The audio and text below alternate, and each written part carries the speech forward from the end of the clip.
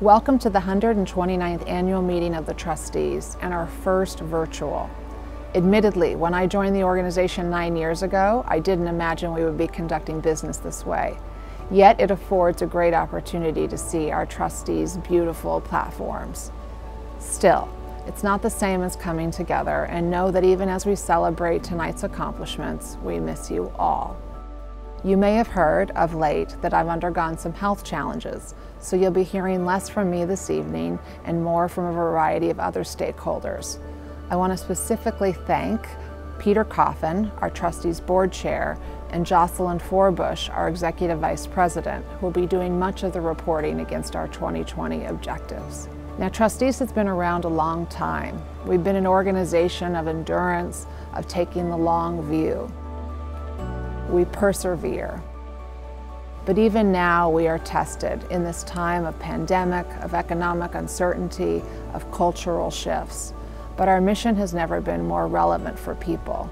People seek a return to normalcy, and they get that in our mission, in our places, in our work. So as we begin to wrap up 2020, know how grateful I am for your enduring support, how excited I am to have your participation in our mission, and how much I know we're going to continue to do together in the months and years ahead. Thank you and welcome again.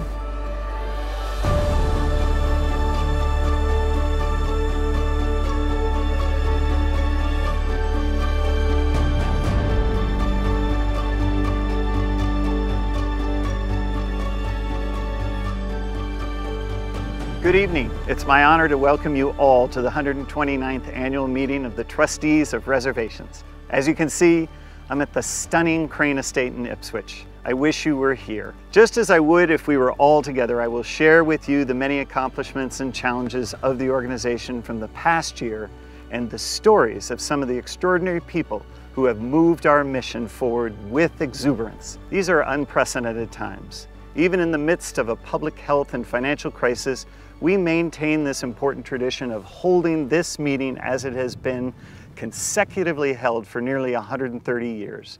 The tradition endures, and so do our spirits. Thank you for spending the evening with us, and I hope you enjoy our presentations.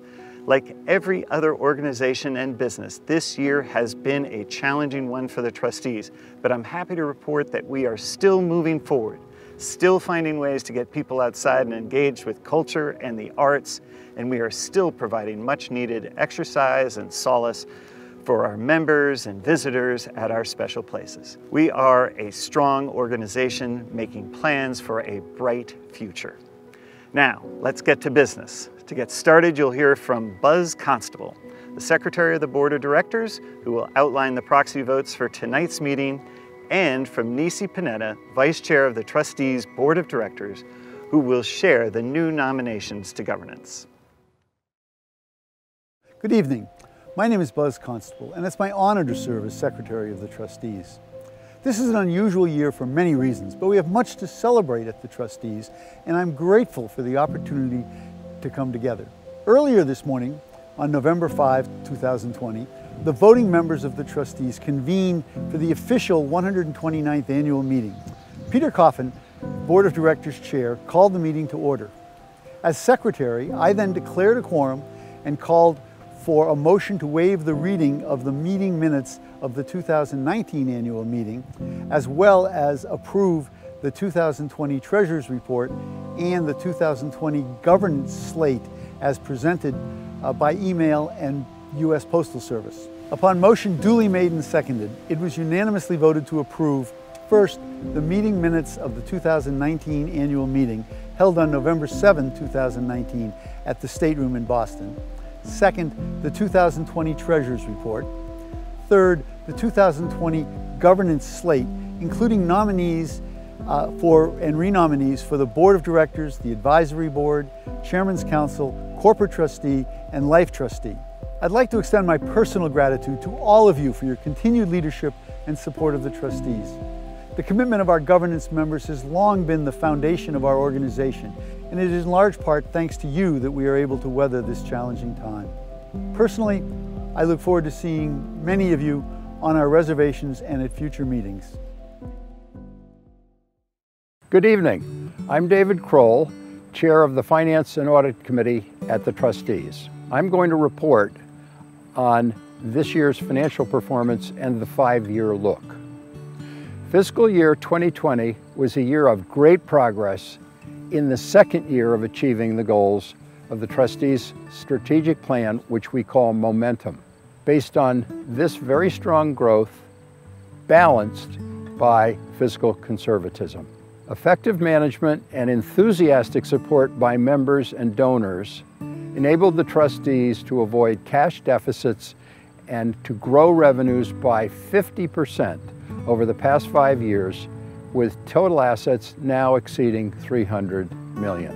This approach has positioned us to be in much better financial position than many organizations, our peers, to withstand the impacts of COVID-19, thus far avoiding both large layoffs and significant deficits. Last year's main accomplishments include the full integration of the DeCordova Sculpture Park and Museum, the largest ever merger in the Trustees' history. Visitation overall continued to grow and exceeded for the first time 2 million visitors, an increase of 75% over the last 5 years. Membership also enjoyed another strong year, rising to over 155,000 households with 7% growth year over year. All categories of earned income increased, including admissions, tours, CSAs, public programming, and summer camps. So we're hitting essentially on all cylinders. Our new Winter Lights program has also grown revenue and participation with almost 60,000 new visitors last year. Fundraising contributed over $22 million and was very efficiently raised. So now fundraising and administrative costs are less than 20%, meaning that over 80% goes to direct delivery of our mission of conservation, environmental sustainability, cultural preservation, and healthy local agriculture. The Trustees is a healthy, growing organization with a mission that is increasingly appealing to the public. During COVID-19, many people were reminded of how much they appreciate what we have to offer. Thank you. Good evening. I'm Nisi Panetta, Vice Chair of the Board of Directors. We're truly fortunate and so grateful to have so many exceptional governance volunteers who support the organization with their time, talent, and energy, especially at this time of challenge. On behalf of the Governance and Nominating Committees, I'm pleased to share with you the exceptional governance leaders joining us in this important work in 2020. Nominations were shared with all voting members of the Trustees and confirmed by vote at our meeting this morning. Each year, members of the Governance and Nominating Committees devote time and care to identifying and recruiting leaders who bring needed expertise, wise judgment, and deep commitment to nominate for leadership roles. These committees also spend time with current governance members who are up for renomination. We're very proud of the excellent slate we have before you. For the Board of Directors, we have 3 new nominations, each serving 1 3-year term. Niti Bala Johnson, Boston; Julia Craft, Westport; Scott Uzel, Boston. For the Advisory Board, we have 5 new nominations, each serving 1 3-year term. Debbie Barker, Boston; Fred Kaduri, Chilmark; Drew McMorrow, Carlisle; Gerald Oristaglio, Boston; Dick Taggart, Rockport. For Chairman's Council, we have 6 new nominations, each serving 1 3-year term. Clem Benenson, South Hamilton; Marjorie Greville, Boston; Doug Harding, Lincoln; Ted Landsmark, Jamaica Plain; Brian Monick, Hingham; Hugh Morton, Westport.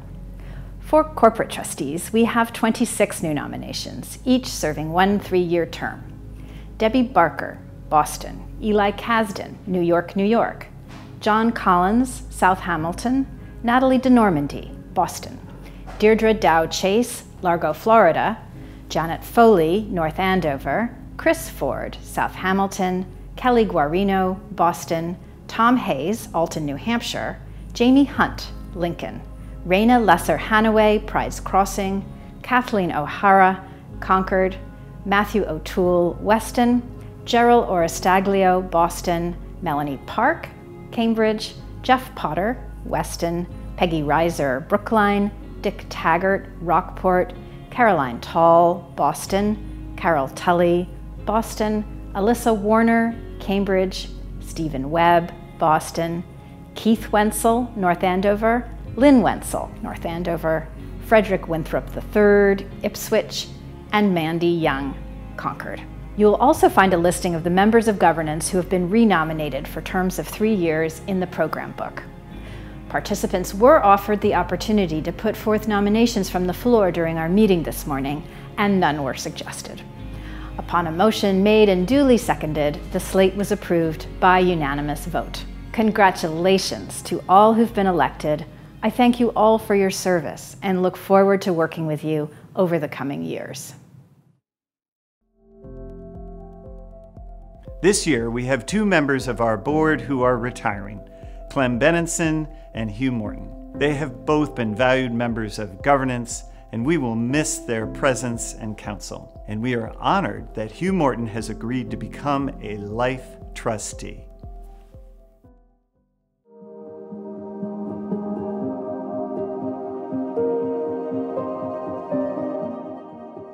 I'm David Kroll, a member of the Board of Directors of the Trustees, and it is my distinct pleasure to announce and welcome Hugh Morton as a life trustee. A life trustee isn't elected every year because it's an honor reserved for extraordinary people, and Hugh Morton is one of those people. Hugh joined the Board of the Trustees in 2011, and he was involved with us long before then as a member of our advisory committee and as a 30-year member of the organization. Without Hugh's dedication to conservation, the south coast of Massachusetts might look very differently today. He worked tirelessly to protect 2,000 acres of land in Westport, including our lovely Westport Town Farm. Hugh was also a driving force behind the trustees acquiring the Haskell Public Gardens in New Bedford and creating new important relationships in that geographic area that have had a lasting positive impact. When people think of the trustees, they don't necessarily think technology. But as a member of our Finance and Audit Committee, Hugh understood the needs of a growing organization that must have the capabilities in the digital age to be successful. Through the Manton Foundation, which he and his family run, Hugh invested in a transformation of our technology infrastructure, which allows us to reach and serve more people, our mission. Hugh was also a board member for many other worthwhile organizations, including the South Coast Health Systems and the National Sclerosis Foundation, and he's a finance committee member for the town of Westport, where I'm told he is regarded as a pillar of the community. When people enjoy the expansive view of the river from the Westport Town Farm, or enjoy a stroll through the historic gardens at the Haskell Public Gardens, or take a hike up Pegan Hill for a sunset, or admire the artwork at the DeCordova Sculpture Park and Museum, they are experiencing just a small part of the legacy that Hugh Morton has created during his tenure with the trustees. We have been very fortunate to have his time, investment, and expertise for the last 3 decades, for which we are very grateful.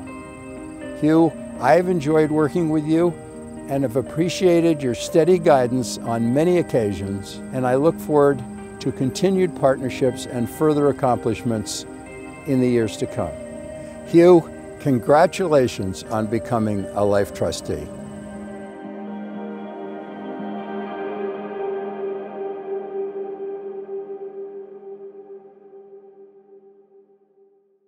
Hello, I'm Andrew Davis, a member of the Trustees Board of Directors.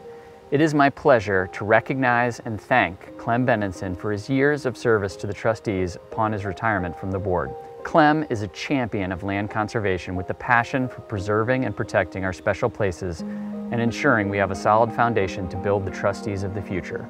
He was appointed to the board in recognition of this commitment. As a 3-year chair of the nominating committee, Clem focused on the sustainability of the organization for future generations, connecting us to new leaders with broad expertise and key networks. Clem has also been an unwavering voice on the board, reminding us that as we strive to do many new and exciting things, we must always remain true to our core mission to protect special places for everyone, forever. During his tenure on the board, Clem also served as an active member of our development, stewardship, and strategic enterprise committees during a period of major growth for the organization, providing strategic insight and a steady commitment and stepping on to the North Shore Advisory Group at a critical time. We must also acknowledge the incredible leadership that Clem and his wife Steph have shown in building and supporting our Art in the Landscape initiative. Thanks to their partnership, we have welcomed new audiences to experience the Trustees' properties through memorable contemporary art installations. Anyone who knows Clem knows that he and Steph are the life of any party. We were lucky to have them as co-chairs of the enormously successful 125th Gala at Appleton Farms. More recently, we served together on the leadership committee for the Snowball at the Crane Estate. With the Bennensons' support, this event was a major success in its first year and will undoubtedly become a signature Trustees event on the North Shore. Thank you, Clem, for your leadership, wise counsel, and friendship. You may be retiring from the board, but we know you will continue to be a champion of the Trustees' Art and Landscape project, a force to be reckoned with at special events, and a continued conservation leader on the North Shore. For that, we thank you.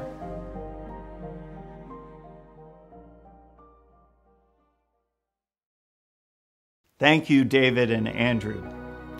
Each year, the Trustees honors and celebrates some extraordinary individuals or groups who we feel deserve to be recognized for more than just doing the status quo.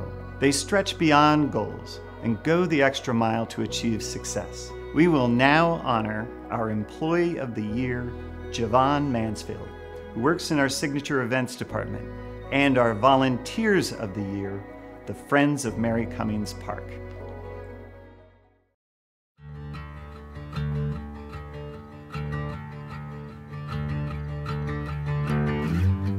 My name is Javon Mansfield, and I'm the Associate Director of Events in the Development Department. I am both honored and humbled being named Employee of the Year. Because of the nature of my job, I am able to interact with so many amazing colleagues. To know how amazing they all are and to be singled out makes this award just beyond special to me. I am fortunate because I feel valued and supported by my peers every day. I work with my supervisor, Michael Rodriguez, to plan and execute governance, fundraising, and signature events across the state, greeting you at events like the Waterfront Gala, Winter Lights, or a Chairman's Council and Sempervirens Society meeting.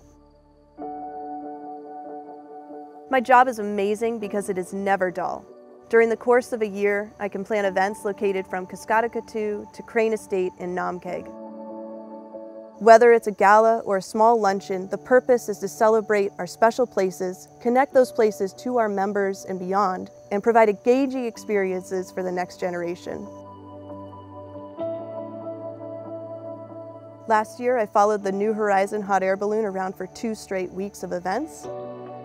My first year, we greeted guests off a train at Appleton Farms for the 125th celebrations, and I also have the honor to help arrange this annual meeting and dinner every year. The variety of what I handle on any given day or year is what I love about my job. My favorite event was the World's End 50th anniversary celebration in 2018. We celebrated that night quite literally under the stars at the top of Planters Hill with clear views of Boston. The food, the scenery, the place settings, speeches, music, it was all amazing. With events, there is always something that goes wrong, no matter how hard we plan. But this particular event checked many boxes. And then what made it even better was a rainstorm quite literally ripped down a shade sail as the last shuttle was pulling away. Quite the planning that day. Before I started at the Trustees, I actually worked at De Cordova Sculpture Park and Museum as the head of special events and rentals. And I worked here for 7 years. De Cordova was able to provide me with a wonderful events background that I'm now able to apply to events for individuals with a vested interest in an organization like the Trustees. So to be back at De Cordova to film an Employee of the Year video, for the annual meeting for the trustees is something that I just never would have thought possible.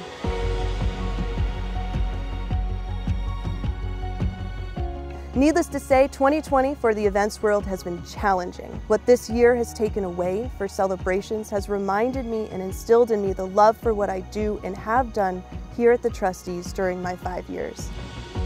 And we're just celebrating in different ways this year. I'm grateful that even today, we can all still connect in some form to be reminded about the amazing work the Trustees does, regardless of the pandemic. I usually hover under the large stairwell in the stateroom to monitor everything during the annual meeting, but I guess today I have to get out into the light. And although I can't get you all into the same room this year, I look forward to getting back to my stairwell in 2021.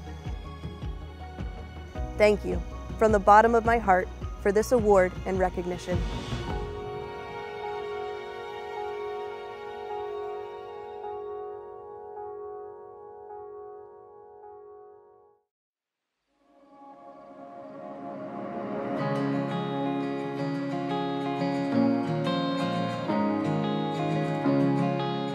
What do I love about Mary Cummings Park? The whole reason for initially moving here, its openness, its trees, its habitat.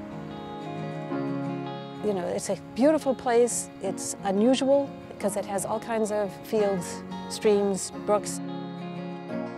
I can come up here and walk in the fields and walk in the swamps like I did as a little boy. So for me, it kind of fulfills that childhood dream.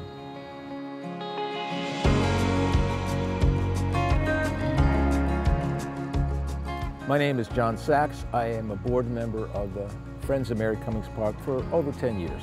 My name is Ed Laturco. Past 3 years I've been on the board of the Friends. I'm Kath Moore, and I have been one of the founders of the Friends of Mary Cummings Park. Well, you're most likely to find me in the meadow here because of its variety of wildlife and plants. Yeah, it's really an escape. There's a lot of things I love about this park. The fact that there are 3 big ecosystems. You can go out in the open fields of wildflowers, you can go in the deep forest, and then we have that wonderful wetland. The boardwalk is magical. The first time I went out there, I saw a muskrat swim across the channel, and that's something that you'd never get to see without the boardwalk. So the boardwalk allows you to get out and experience that wetland any time of year completely safely.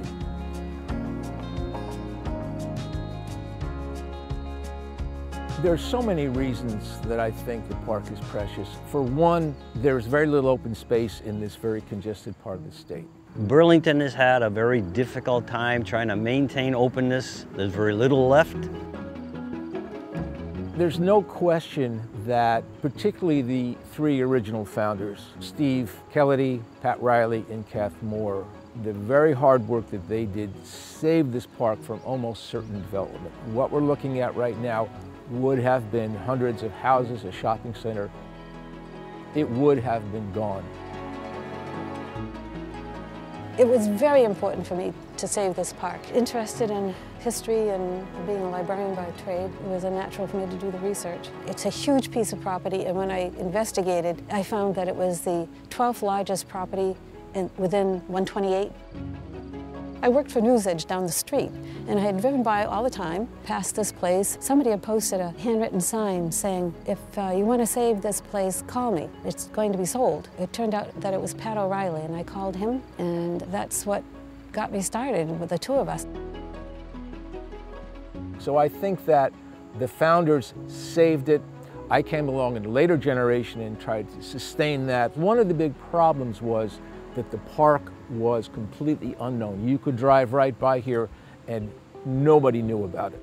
And so we worked very hard to publicize it. And what we said is, let's fix the trails up, let's put signs up, let's build a website, let's participate in Burlington activities like the 4th of July parade and get the park to be better known. The trails, access was not there.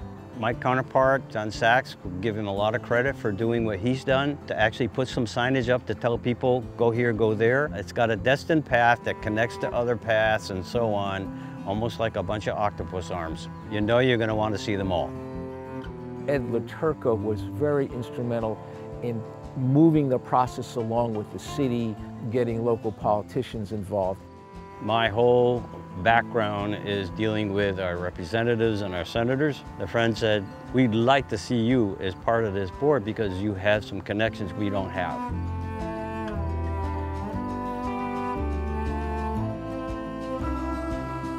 We worked really out of love for the park, for the open space, and so to get recognized for it, it's a good feeling.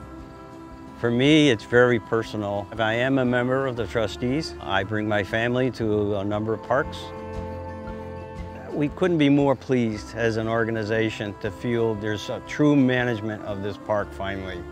We feel comfortable now. I got 18 other people in units that feel more comfortable now. There's a lot of vehicles here every day now, and you see them come and they get, wow, what is this? It's my salvation for the day to walk through, to sit here now. This is the first time I'm sitting in the trustees' renovation, if you may, and it's great. It's just great.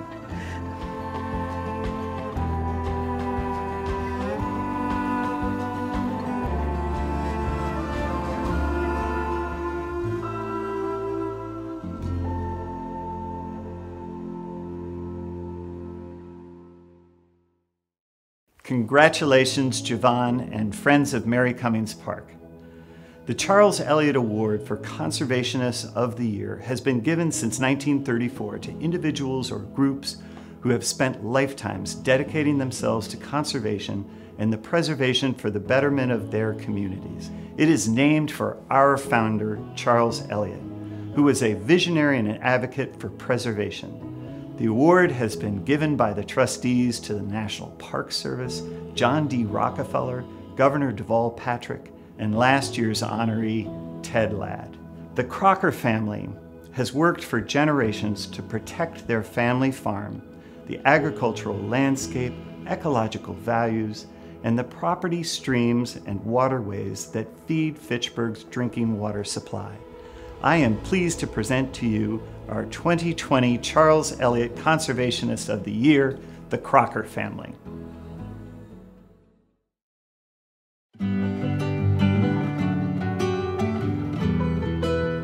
The farm is really a unique and beautiful place that those of us who are from the area have known about for a long time. It is, from the land conservation point of view, one of the properties we would want to see conserved if we couldn't do anything else. Being agriculture, being forest, being water supply, and being part of the thousands of acres around, it needed to be conserved. My name's Alfred Crocker. Gus Crocker's my brother, and we grew up on this farm. I'm Gus Crocker. I was the owner of this farm, and the trustees were the people that I sold it to. My name is Janet Morrison. I'm a professional land conservation consultant working in the area. They have done a wonderful thing here in conserving their farm. It's been in their family for over 100 years. They respect that history. They understand how important it is to the region. Alfred's lived here all of his life. He knows every inch of this farm. We were one of 2 farming families in Ashby. Pretty isolated. Didn't have any kids within 3 or 4 miles, I guess, of play with. So we'd do morning chores and then go to school. We'd get home and do chores. Pretty much an idyllic lifestyle. It was a great way to grow up. My passion for conservation came through my mother, Ruthie. My father was the agriculturalist. My mother was the conservationist, preservationist. After my father passed away, we always kept this place as a informal wildlife sanctuary, which always made my mom feel real good. When we reach a certain age and it becomes important to figure out who's the next steward of the land, we were just pleased as punch that the trustees stepped up and we could make it happen. This land is such an integral part of a big puzzle. It's a major wildlife corridor. It connects to this really large open space area that goes from downtown Fitchburg pretty much almost up to the New Hampshire border. And there is this medium-high elevation of 1,000, 1,200 feet. It's a beautiful piece of farmland, and farmland, of course, is at risk all around this area for development, residential development. Talking with Janet Morrison, who's just a wealth of knowledge on conservation, Janet really made us aware of the importance of not having 200 acres here and 200 acres there with housing in between. I mean, the animals need the big piece of land. The fact that it does abut Fitchburg's water supply has to be a good thing. It included a tributary to the Fitchburg Reservoir in Ashby, which is the key reservoir in Fitchburg's system in this area. We conserved it through the state drinking water supply protection grant. The rest of the habitat, the forest land, the wetlands, the streams are just beautiful. There's lots of wonderful stone walls, the Jewel Hill, of course, with its view of Boston. My favorite place on the land is probably the overlook of the ledges, as we call them. Pretty peaceful spot. My father let people use this farm as they so desired, and they came here if somebody wanted to go for a walk or ride a horse. So I guess it kind of came naturally to me to let the public use it. The land should be available to people that want to get out and see it and appreciate it. And again, that's where the trustees seem to fit in perfectly with our plans for the land. The Elliott Award is well-deserved by Gus and Alfred Crocker. I don't think it is ever easy for a family to conserve a property of this size. They deserve a tremendous amount of credit for waiting and being very patient until they understood what they needed to do and wanted to do. And I hope it inspires other landowners to think in that way. It's nice to be recognized for doing this. The trustees have been fabulous to work with. It feels good. It feels right. I think we all appreciate you acknowledging the fact that this is done. I think my mom would be happy that it was conserved. I think she'd be very happy.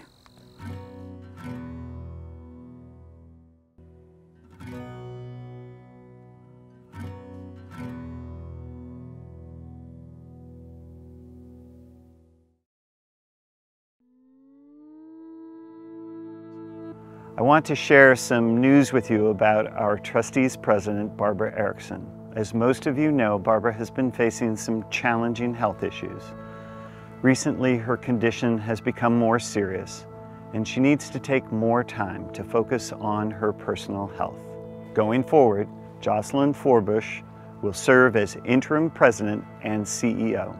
I speak on behalf of the board of directors when I say we have the utmost confidence in Jocelyn's leadership and that of the executive team. I also want to assure you that the board and the leadership of the organization remain dedicated to fulfilling the 5 major goals of the strategic plan, as you will hear throughout tonight's program. Finally, I want to express the board's most sincere gratitude to all of you for all of your incredible support during a very challenging time. I know Barbara has the greatest gratitude for all of you, and I know we all send her our warmest thoughts and prayers. Thank you.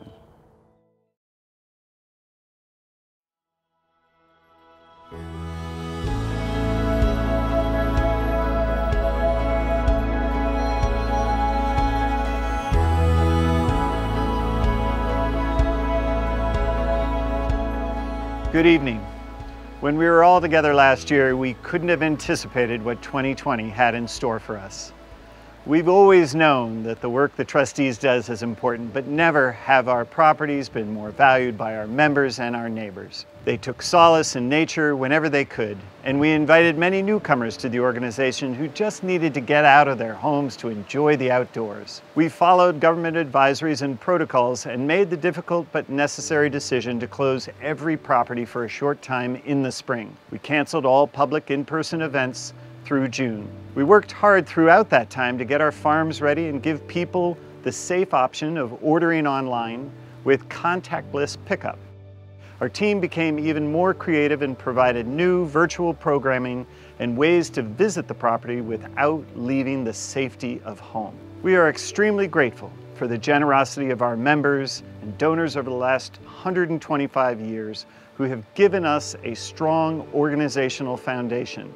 While peer organizations had to furlough or lay off staff, we did not, and were able to keep moving many important projects ahead. We reopened our properties slowly with new health and safety precautions in place.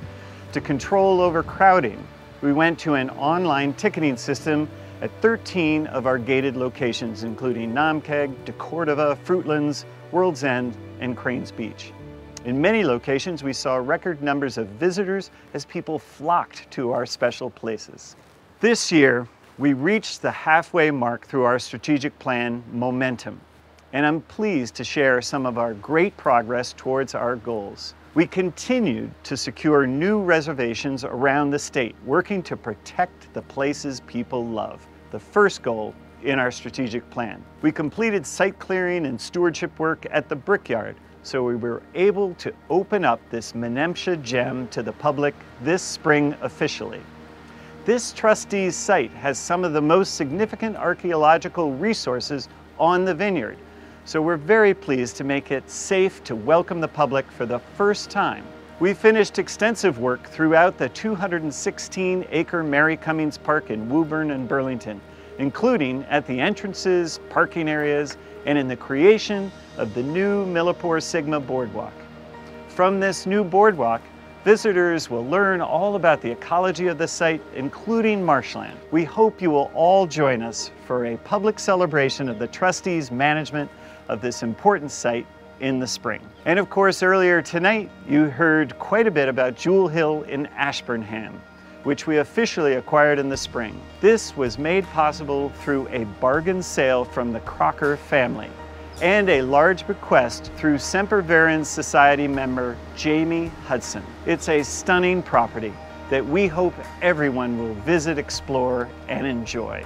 This year, we took a big step towards our goal of creating a network of signature parks around Boston's vulnerable harbor under our One Waterfront initiative. In July, we received official designation from the Massachusetts Port Authority as the site developer for a new waterfront park in East Boston. Today, Pierce Park 3 is an abandoned pier, but that will soon change. We look forward to sharing more about this work soon. The Trustees has often wanted to protect more places on Cape Cod. We recently had the opportunity to begin discussions on the addition of Armstrong Kelly Park in Osterville. The Cape Cod Horticultural Society is integrating into the Trustees, so this beautiful 8.5-acre garden and woodland oasis that is treasured by the community will be protected forever.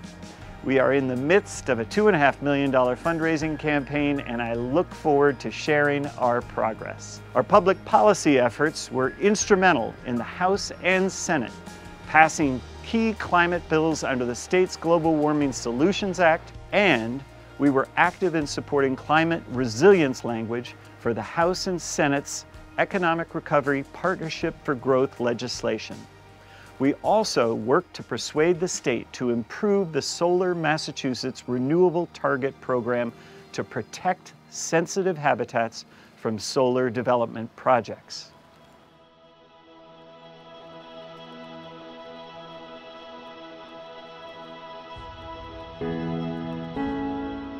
The second goal of our strategic plan focuses on how we respond to a changing coast.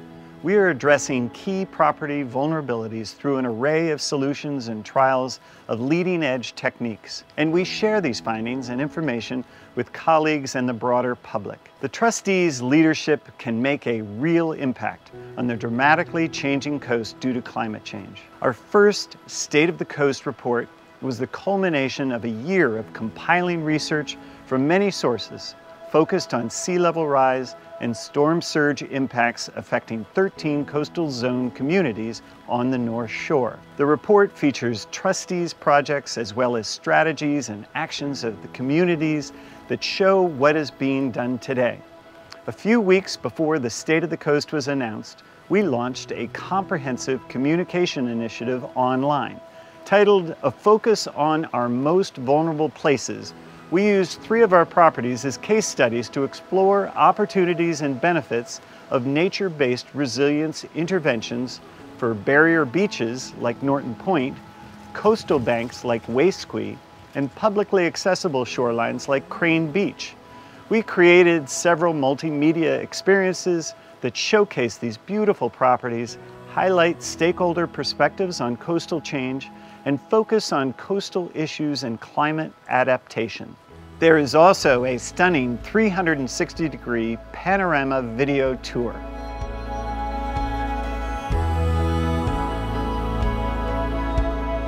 In partnership with the Town of Ipswich and funded by a Coastal Resilience grant from the Massachusetts Office of Coastal Zone Management, the Trustees has been working to bolster the resilience of Argilla Road to increase flooding events as we protect the only access point here to the Crane Estate and Crane Beach for residents, fishermen, clammers, and visitors.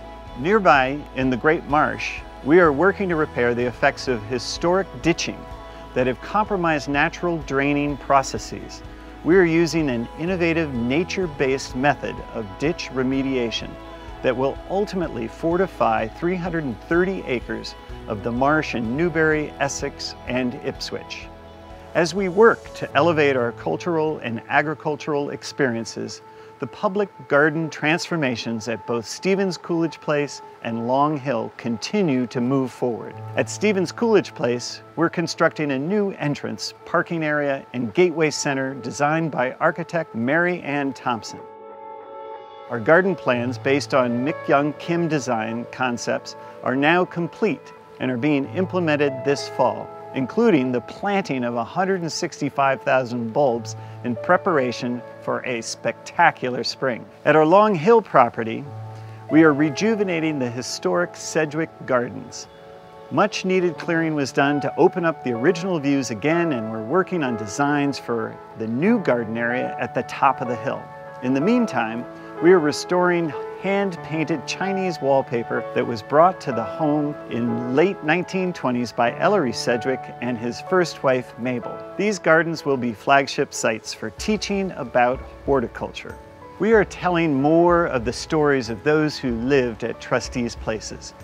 We created a virtual tour of the Colonel John Ashley House about the legacy of Elizabeth Freeman that follows her life as an enslaved person here in Massachusetts, and her brave and successful effort to sue for her own freedom, becoming the first person to do so, and her later life as a valued member of the Stockbridge community.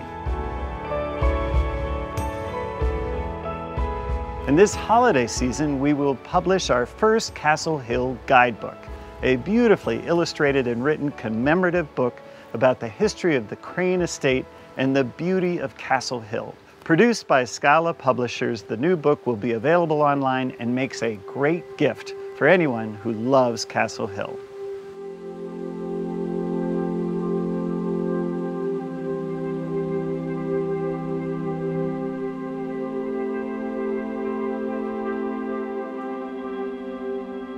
Presenting our cultural history is one way to create a sense of welcome at our properties. Another is to expand our portfolio of family and young adult experiences available for all seasons. We want to invite the next generation outside to cultivate those who will be our replacements with our important work. Last fiscal year, we welcomed nearly 400,000 people to public programs. This year, we created a combination of virtual and in-person programs which helped families get outside and fill the education gap caused by COVID. We created new ways to bring people back to our properties safely. We sold out each of 4 nights for the Fresh Air Flicks drive-in movies at Holmes Reservation in Plymouth. Date nights and sunset picnics at Namkeg, DeCordova, Appleton, and Fruitlands allowed couples and families to enjoy the serenity and beauty of our properties. Meanwhile, camping at Tully Lake Campground had its strongest year to date, and Rocky Woods opened new sites with an enhanced experience thanks to our friends at REI. Providing safe outdoor experiences for our members and guests, was more needed this year than ever before. Summer camps were only partially interrupted as we figured out how to safely hold camp at 4 of our sites: Appleton, Weir River, Powysset, and Summer Quest at Castle Hill were all in person, while Hive at DeCordova was a virtual camp. We had more than 1,100 kids who were able to hike the trails, discover new things in nature, make friends, create works of art, play new socially distant games, and simply have fun. Appleton Farm Camp was even extended 2 weeks to help parents when schools announced a later start to the school year. Soon we will introduce a COVID-safe holiday Winter Lights Festival throughout the months of November and December. This year we hope to see you all for a little bit of wonder at the Bradley Estate in Canton or Namkeg in Stockbridge.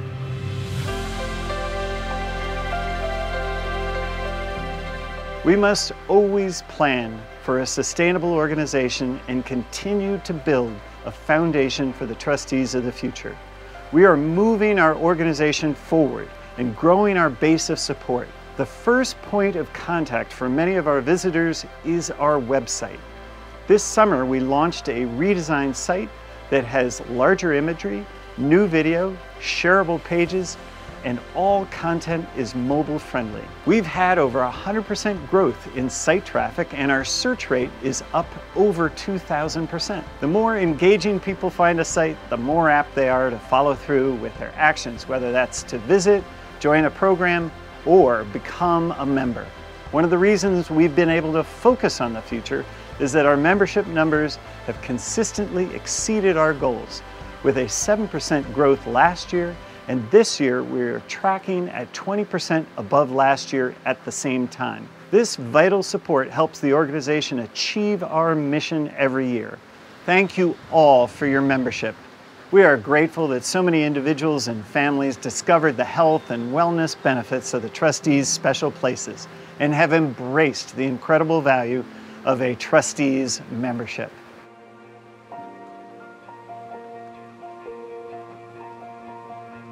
We continue to make investments in the communities around our sites. This summer we hired our first Managing Director of Community Impact. She has already been leading a process to better articulate our commitment to diversity, belonging, inclusion, and equity. These efforts are centered on creating inclusive places of belonging for our staff, members, visitors, and communities across all properties. And we're committed to this work, both internally and externally.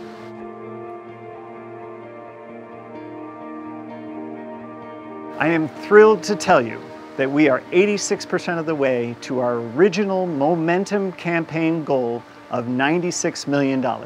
We appreciate your support in reaching this incredible number by the midpoint of the strategic plan. With the site designation at Pierce Park, however, we now need to add $30 million, raising our target to $126 million.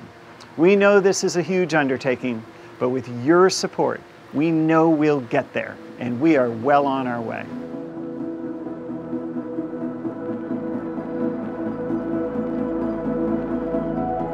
Yes, we are facing unprecedented challenges, but we are also facing an unprecedented opportunity to introduce the trustees to more people.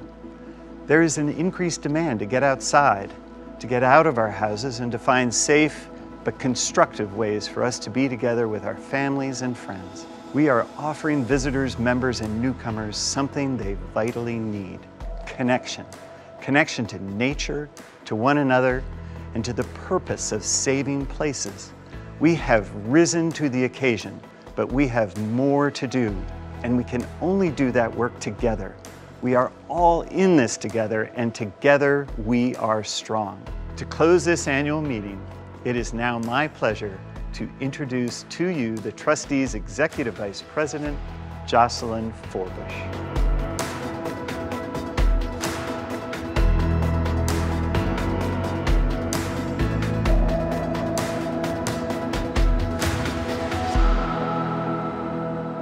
Greetings from the Eleanor Cabot Bradley Estate and welcome to the 129th Annual Meeting. Congratulations to the award recipients and the new members of governance. I'm Jocelyn Forbush, Executive Vice President of the Trustees, and I'm pleased to deliver the President's remarks. Before I begin, I want to pause to remember several good friends who we lost this year. And now I'd like to recognize a few of them. Bill Farkas was a longtime friend to the Trustees. While Bill lived in Pennsylvania, he loved the Berkshires in Massachusetts and spent a great deal of time there throughout his life. Many of you knew Bill or met him at the Naumkeag Garden Party. He was an incredibly kind and friendly man who was deeply committed to our work, especially land conservation in the Berkshires and his beloved Monument Mountain. Bill so deeply loved the Trustees that he left a bequest which we believe is the largest non-land bequest in our history. We thank him for his incredible generosity. Aso Tavidian, our neighbor at Naumkeag, was also a supporter and friend. Aso supported our work, including our new signature events and landscape projects. Thank you, Aso, for your longtime dedication to the Berkshires and to Naumkeag. Peter Spang had been a member of the Trustees for more than 40 years and became a corporate trustee in 1982. He was a member of the Chairman's Council and a dedicated founding member of the Cultural Resources Committee. Peter brought his knowledge and expertise in decorative arts to the Trustees as a generous and guiding leader in advocating and caring for our cultural resources. Now, I'd like to ask for a moment of silence to remember those we have lost.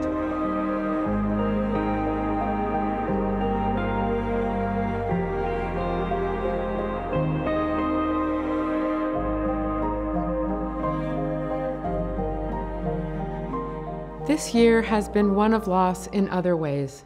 Tonight, I want to talk about that loss and specifically how, together, we develop a strategy of recovery, rejuvenation, and resiliency for the Trustees. In some way or another, we've all had to deal with some form of loss in the last year. We've lost our sense of normalcy and the stability of routine. Our children have lost parts of their educational experiences. An entire class of students have lost the opportunity to go to prom or walk across the stage for graduation. Others have postponed their weddings or resolved to have them with just a few friends and family. And many others have experienced much deeper and more profound losses. We are living through a global pandemic, a financial crisis, and a socially divided and politically charged time.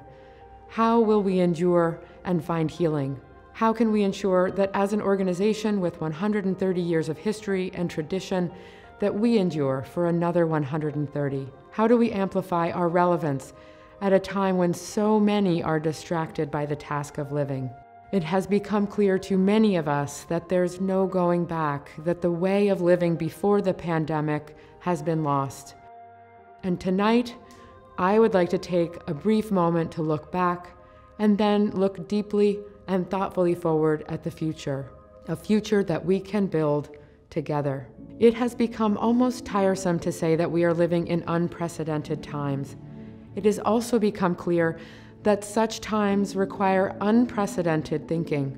We can't talk about loss without also talking about the other side, the return of normalcy, the healing, and the gratitude for what endures. Loss amplifies our present. Earlier in the year, when we saw that the world changed almost overnight and that the offer of Trustees would be in high demand, we pivoted almost every business model that we have. We changed the way we work in order to fulfill our mission. A 130-year-old organization like ours may seem to run on tradition rather than transformation, but actually it is in our DNA to drive radical new thinking and to generate new ways of working when crisis hits.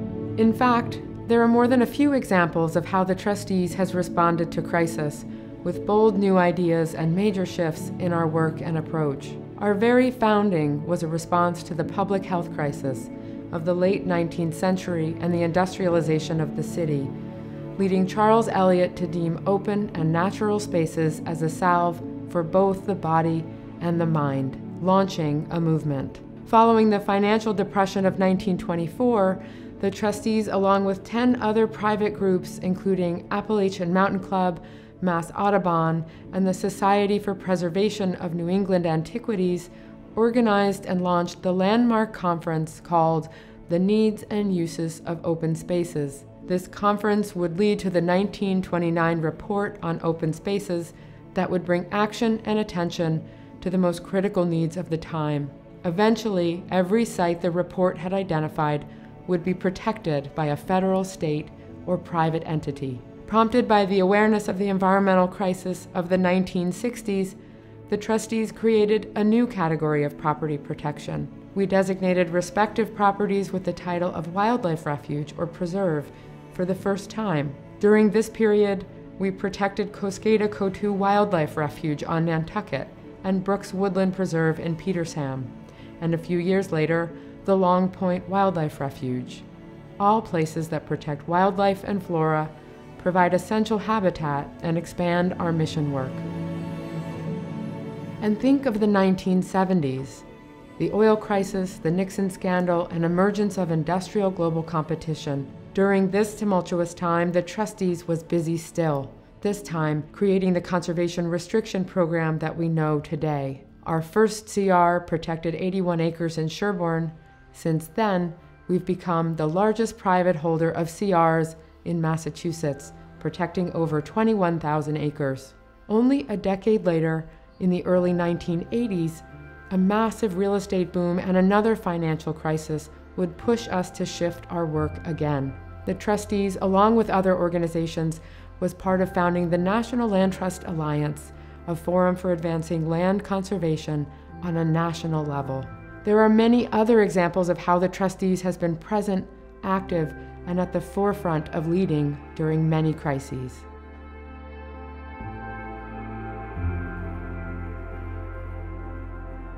We can look to American business for examples of how innovation has flourished in response to crisis. The launch of Microsoft and personal computing in the midst of the economic downturn of the 1970s, the creation and reveal of the iPhone, the rise of Airbnb, Uber, and Venmo, which supported our lifestyle changes coming out of the Great Recession of 2008. What can we learn from these examples? They are important reminders of what it means to be resilient, of not only bouncing back from disruption, but bouncing back better and stronger than before. The Trustees has done this time and time again as our organization evolved, not despite the challenges we have faced, but through them, perhaps even because of them. We have our own examples at the Trustees. In 1975, our annual report noted a significant increase in gifts and membership contributions and the addition of some 2,000 acres of land to our portfolio in spite of continuing economic pressures nationally and a greater demand for the charitable dollar. The early 90s found us celebrating the centennial of our founding, and despite an economic downturn leading to a shortfall in revenues, was the year when we went public with a media campaign that resulted in dramatic membership growth. In 2002, we reflected on the previous year of unprecedented challenges, with events threatening to eclipse all other concerns, but noted the enduring importance of our mission was evident in the fall of 2001 as people sought solace and tranquility in our open meadows, our forested paths, and formal gardens. Sentiments that hold true today. At the start of the COVID-19 pandemic this spring, we faced the difficult challenge of having to temporarily close our properties, a decision that was hard for all of us. Among the hundreds of letters and emails we received in response to these temporary closures, one letter from a 30-year member noted that his family had spent every year visiting and walking on Crane Beach, raising their kids, and growing as a family with this tradition. In the midst of this crisis, it was heartwarming to be reminded that we were an important part of people's healing and that our mission was already embedded in so many lives. As you heard earlier, we continue to protect places that people love, the places that are iconic and will become part of the fabric of our communities in perpetuity, places like Jewel Hill and Mary Cummings Park. And soon, we hope, Armstrong Kelly Park, an 8.5-acre garden and park in Osterville Village on Cape Cod. This site has been lovingly cared for by a group of volunteers for many years, and we're now in the process of protecting this oasis through an integration with the Cape Cod Horticultural Society. And even in this moment, the protection of many other places is underway, places we will share when they are ready. Since COVID was first discovered in Wuhan, China, we have witnessed a transformation to the planet, including some unexpected positive impacts for our climate, due to the near shutdown of international travel and the lockdown of whole nations. Though this decrease could be temporary without a continuing commitment to better habits, estimates put 2020's decrease in carbon emissions, even conservatively, as the largest one-year drop since World War II. We're pleased that we're doing our own work to ensure that climate change continues to be a civic dialogue. We're currently working on the second edition of our State of the Coast report, which will focus on Martha's Vineyard, Nantucket, and Cape Cod in 2021. We look forward to engaging the community of Boston in designing an exciting waterfront park that will buffer future storm surge and sea level rise. And with our advocacy support for statewide greenhouse gas emission limits by 2050, in addition to our own stewardship interventions along the coast, we will continue to advance our climate adaptation agenda.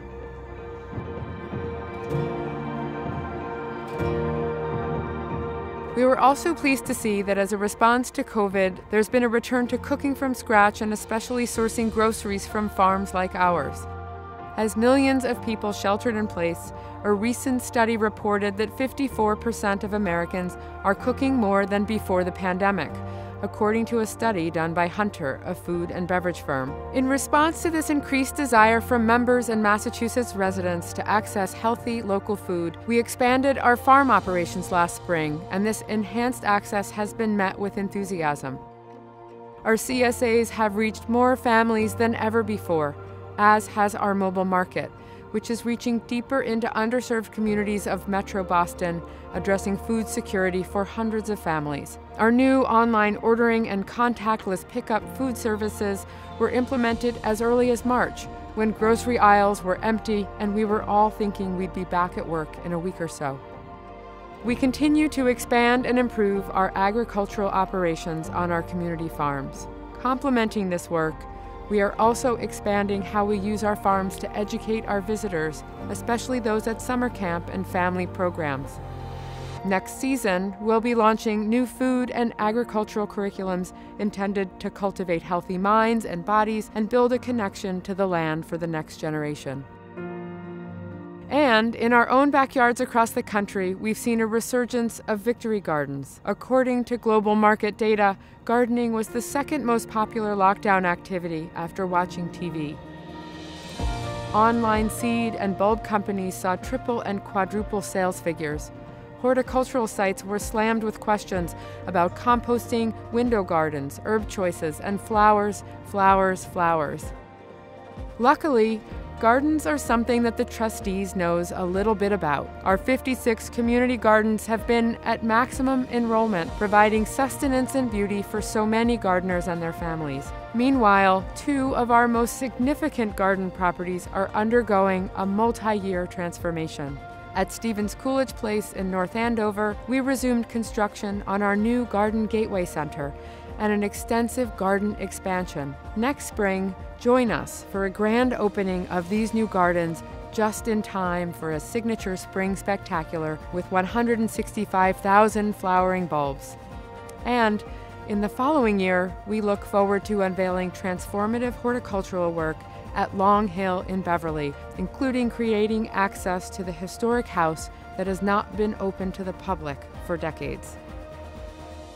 Even though we were able to open up the grounds of our cultural sites in the summer, just this month we welcomed visitors back to enjoy art in the galleries of DeCordova Sculpture Park and Museum and Fruitlands Museum. As we look ahead, the future of art at the Trustees is bright. De Cordova Sculpture Park and Museum is preparing to present 2 important exhibitions next year by artists participating in the national dialogue about race.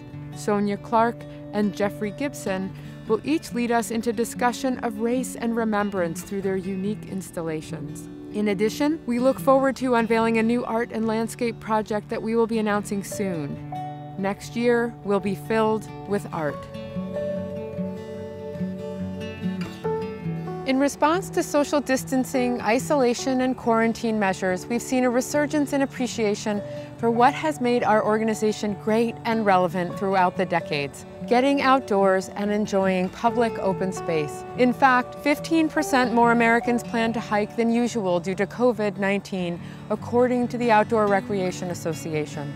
Our summer visitation numbers have been at record highs as we've seen our trails, beaches, mountains, and meadows filled with visitors seeking to get outside safely. We have also seen a 30% increase in membership, a phenomenal endorsement of the Trustees' mission. Opting out of hotels and planes, Americans fell in love with camping this summer. Camping services report a 400% increase, while our partner, REI, reported that tents, sleeping bags, and camping furniture were selling at record pace. Once we opened up our beloved Tully Lake campground, we experienced 90% occupancy and have extended our season further into the fall in order to meet demand. In time for next spring, we plan to offer new ways to camp with Trustees, giving our current campgrounds a fresh update with new options and offering camp-out programs at some of the most coveted spots in the state. We can't wait to invite you out under the stars. Going forward, over the remaining 2 years of our strategic plan, expect to see us push hard to get more people outside in creative ways. From nature and adventure play spaces to new family hiking guides and recreational opportunities like camping, kayaking, and biking, we plan to bring more ways for you to experience the Trustees.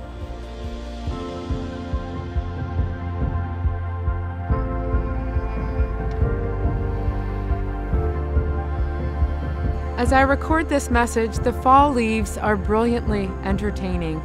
I am reminded that even in a pandemic, nature endures, seasons change. Life goes on, even when it is forever altered. And so I return to the question I posed at the start.